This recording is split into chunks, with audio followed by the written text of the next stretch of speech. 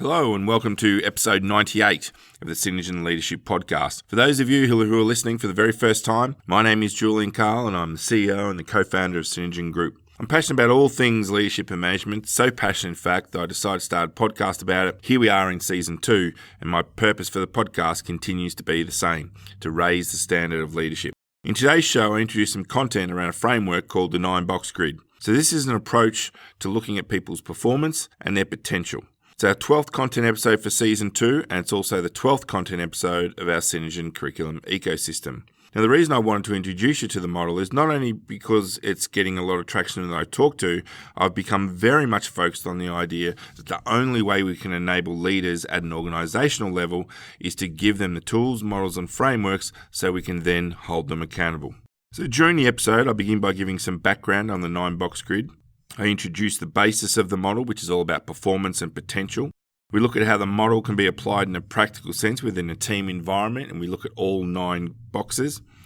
I end the episode by looking at how models like this one can be used to identify people as part of the succession planning process. So keep listening. As always, really like to hear your thoughts on our content around a 9-box grid. And if there is any leadership or management idea or content that you'd like me to explore on the show, please send me through an email, LinkedIn message. On with the show. Happy listening.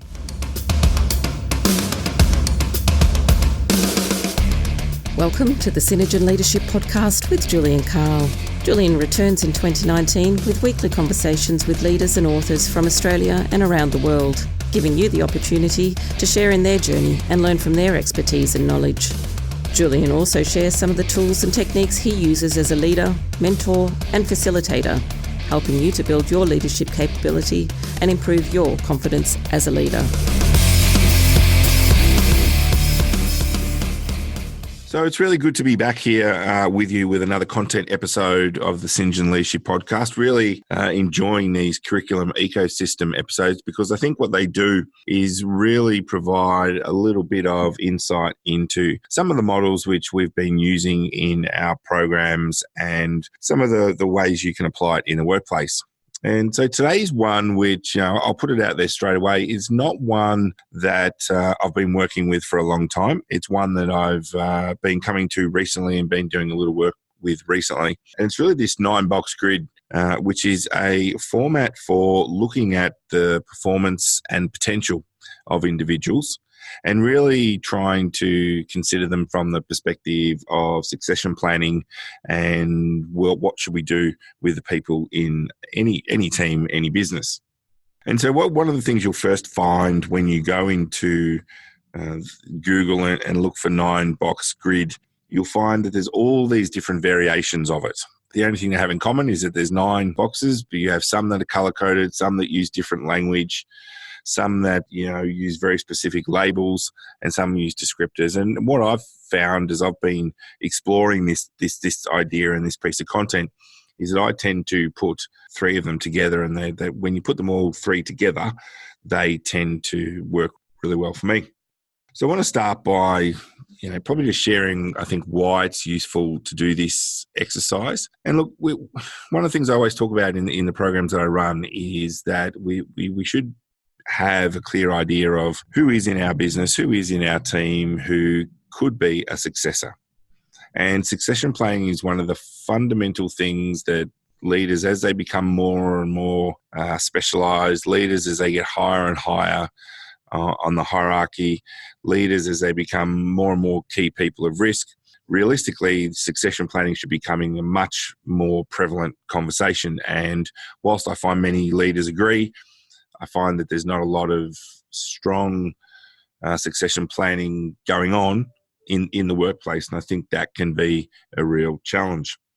And so I think what the 9-box grid does is it just gives you a simple model, and I'm now firmly convinced that the only way leaders will perform at their capacity is if they have a series of models, tools, and frameworks which they can apply in different situations. And I think that now then becomes the role of the organization to determine which models and frameworks they are, because that's how you enable leaders to perform at their peak. And you've heard me do an episode on this idea of a leadership enablement. And the more that I think about it, the more I work in this area and the more I talk to people about it, it's becoming very, very apparent to me that leaders are not enabled to be the best they can be. And, again, I'll say it once more, the way organizations can do that is through providing tools, models, frameworks for leaders to try in real life, in practical application, as opposed just to going along to a training session. I think we've got to look at what's the enablement structure which sits underneath any sort of education piece. So let's start with how the 9-box looks, and I know this is an audio podcast, so I'll do my best to describe it for you. And if you're sitting down listening to this in front of your laptop or on your headphones, something like that, well, maybe a pen and paper is handy. If you are listening to this where you obviously can't get access to a pen and paper, well, then maybe it's worth re-listening at another time.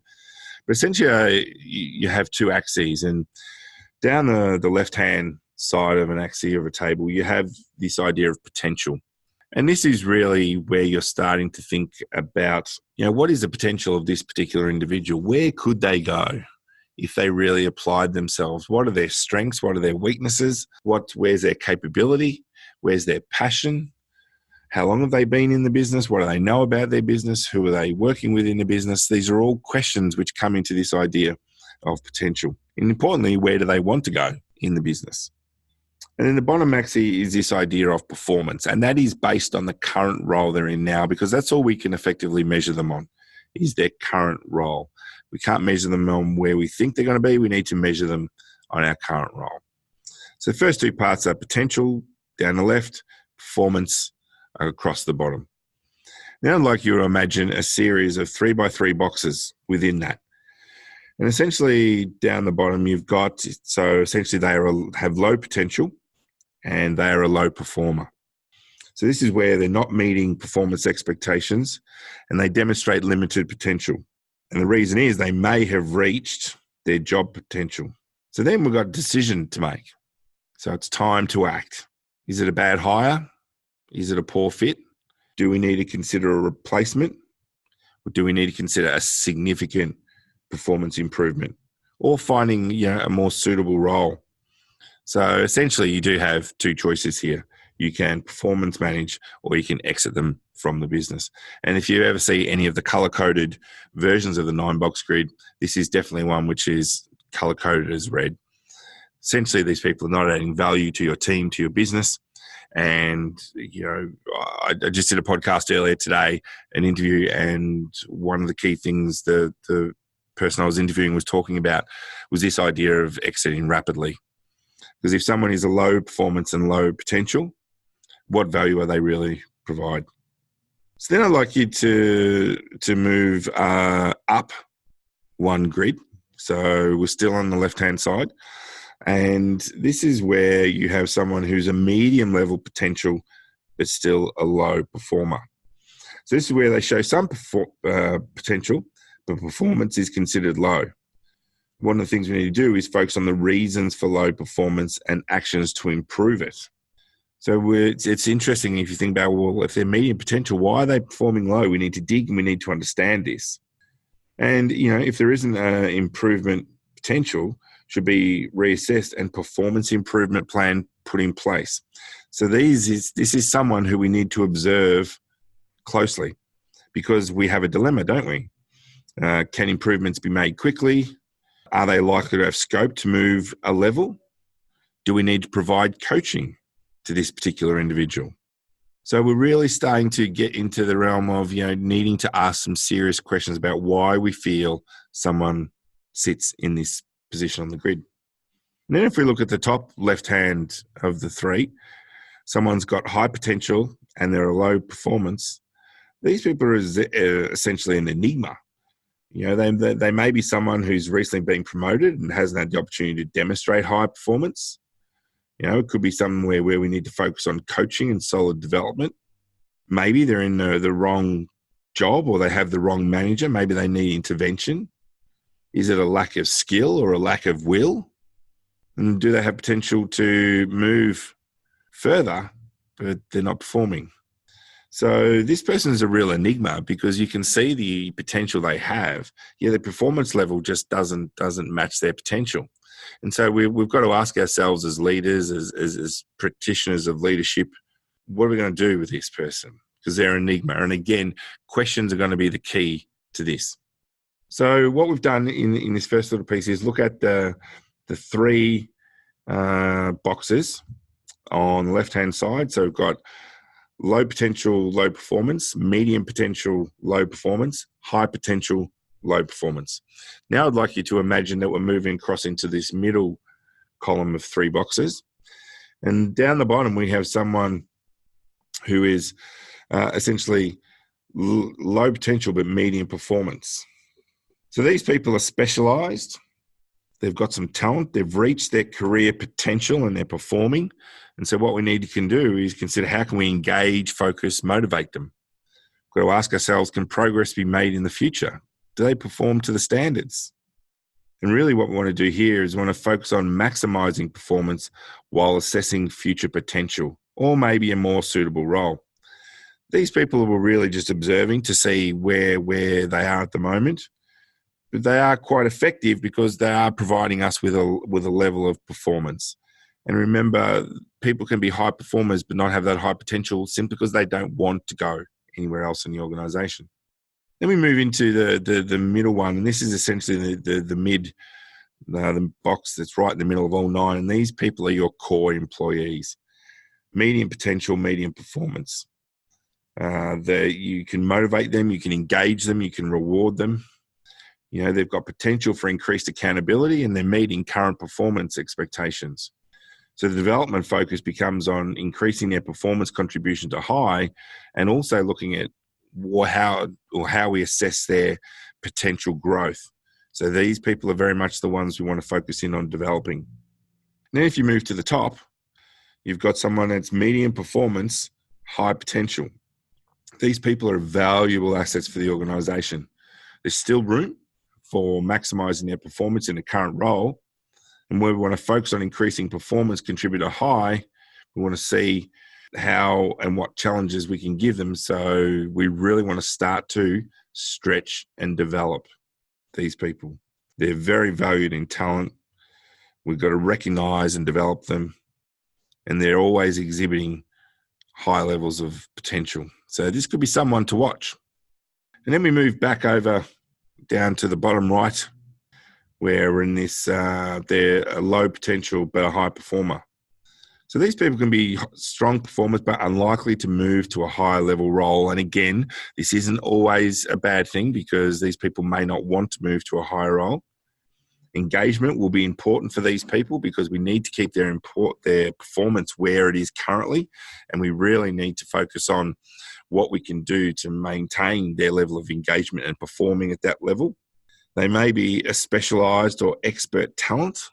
So it may be that they're interested in extending their breadth and depth of knowledge in a specialist area. And so these people can be really valuable to the business. And sometimes, you know, professional business or content experts sometimes fit into that sort of box. Then we move up one. So they're medium potential and they're a high performer. And this is where what we sometimes consider a high impact performer. They're a strong contributor. They challenge you. They reward you. They grow. They motivate. They're exceeding performance expectations. And they're a very good candidate for growth and development. And employee development really needs to focus on the specific gaps. So is there anything specific we need to do to drive them to the very top? In the very top right-hand box here is this future leader. This is the highest potential, the best for senior succession. So they're high potential and high performance. So they've mastered their current role and they're ready and importantly anticipating a new challenge. So your next steps are to give them greater responsibility, greater scale or scope. These people where we need to really stretch them. Retention becomes critical. And we just need to keep building their strength so that then we can continue to use them as a very valuable asset and at the same time develop them into the leaders that they want to be. So that's the starting point of the 9-box grid where, you know, I've just tried in an audio format to give you the overview of the 9 boxes and what they mean. What I'm going to talk to you now is just want to dig in a bit deeper about how we actually use this. So there's 5 things I'd like you to consider in terms of using the 9-box grid effectively. And the first one is this idea of preparing early. And so what we know is that everything related to performance, it's always a good idea to start planning early. So that involves talking to your leadership team about the 9-box planning session. You don't want to waste anyone's time. And so you want to talk to them about the process in advance, give them time to understand what's involved and let them, gather their thoughts. I mean, some organisations find it beneficial to engage an external facilitator who can essentially help coordinate everyone and ensure that they're prepared prior to the session. Second point, which is important when you're using this, is this idea of, setting certain criteria. So it's not just going to be that simple to, have a 9-box grid on the wall and just, randomly put people where you think. There's got to be some sort of criteria. If you look at an example, and it's probably an easier example because they're easier to measure, but if you look at salespeople's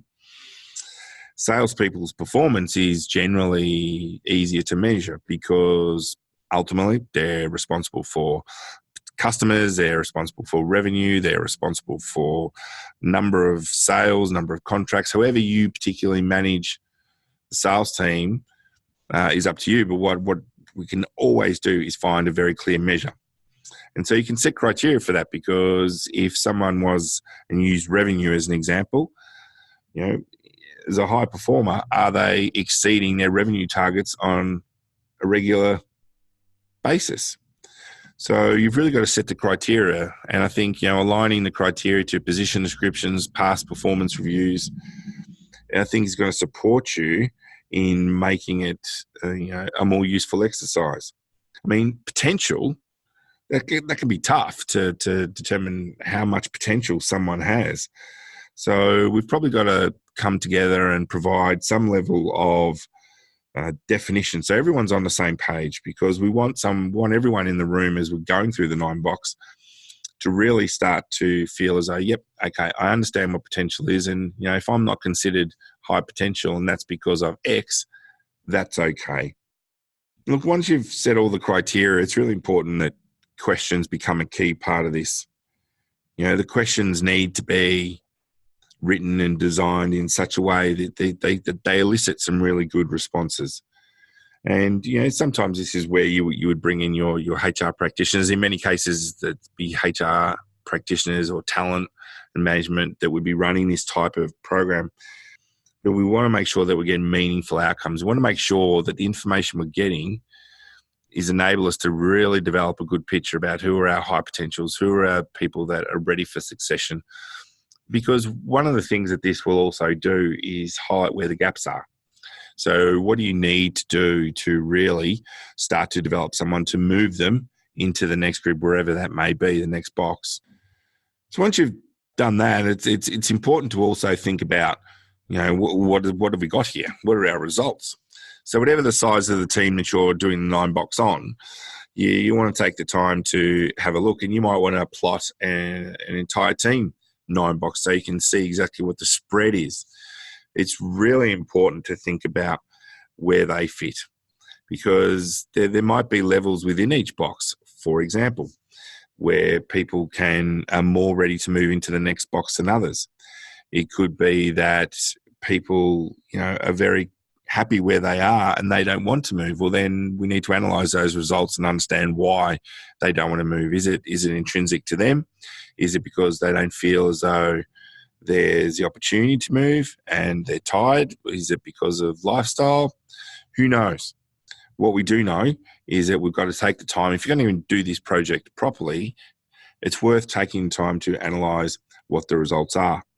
And then one of the final things I suggest you do is don't make this a one-off event.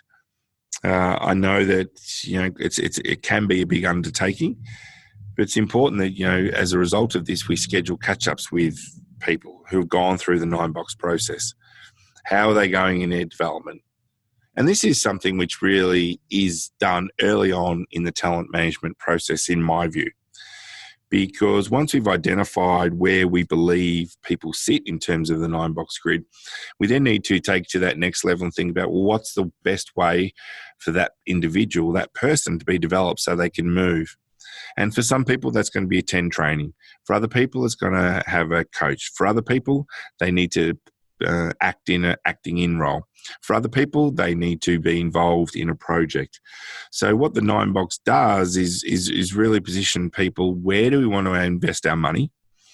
Once we've identified on who we want to invest our money, how are we going to invest our money with each of these people? And what are we actually looking to achieve? What outcomes are we looking to achieve? And I think what the 9-box does is it gives you that outcome. It says we want to move this person from this box into this box. And that is going to be a measure of our success. So there's a number of other points I want to cover in terms of why we should do this. And I think one of the most important reasons we should do it is it establishes tomorrow's leaders. So these are the people that may or may not be in a leadership role. These are the people which, for whatever reason, we have an inkling that they have potential. And it's quite interesting. I was asked recently from one of our clients to be involved in some form of talent identification process because they believe that they have talent in the business. They just believe that they haven't identified it correctly. And so one of the conversations we had was, where do we start? Where do we start? And I think where we ended up starting was that we were going to look at the 9-box, and some of the criteria we're going to set, for example, was had someone who had gone through one of the sort of benchmarking training programs, had they completed it? And if they had completed it, what was their contribution like during the course of the program? And so what that does is it just gives some form of criteria, like I mentioned before, and enable us to start thinking about that person as a future leader. Because gut feel is not enough. We need a little bit more than gut feel when we're identifying future leaders. Another thing, though, the 9-box also does is it identifies role suitability. So I mentioned before, some people might be performing but don't necessarily have potential. It's because they might not be suited to another role. People might be really happy doing what they're doing. They might be performing at a level which others can't, and they may be happy with that. And I think if you go through this process, you'll be able to uncover that. You'll be able to unpack that. And that's really valuable because those people become the core performers in your team. Even though you know that person is not going to move up in terms of potential, you know that they're delivering a high level of performance. And as leaders, that's what we always want. One of the other things we need to think about with the 9-box is it's going to enable us to plan for our success. I mean, succession planning is crucial. We know that we need to do it. We know that best practice tells us that we should have at least 2 to 3 individuals identified for each significant role in the business. And not only who those individuals are, but the time frame in which they'll be ready and what development needs to occur for them to actually move into those roles. And as part of that planning success, and now we should just set the goal. So what are we actually trying to achieve with each development piece? What does each person need to achieve in terms of what goals do they need to hit to demonstrate that they're ready to move into the next role or potentially move into the next box on the grid? The other thing the 9-box does is it allows us to track performance because we really need to make sure we've got key criteria in terms of what performance measures we're going to use to determine where someone fits on the 9-box. So unless you've got those performance measures already done, what the 9-box will do is help you to create them, because without them, you can't actually measure someone's level of performance. And it also encourages a significant level of communication because you have the manager involved, you have the individual involved, you have the relevant HR people involved. Depending on how far you want to take the implementation of this in your workplace, you can potentially have peers involved.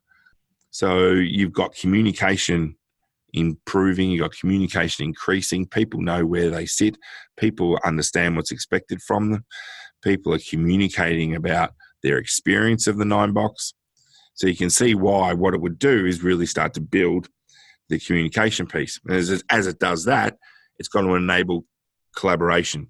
It's going to enable people to work together more effectively, people to be able to understand different perspectives and think about how can they work on projects, how can we deliver better level of outcome for our employers. And all that comes from this focus on communication and collaboration.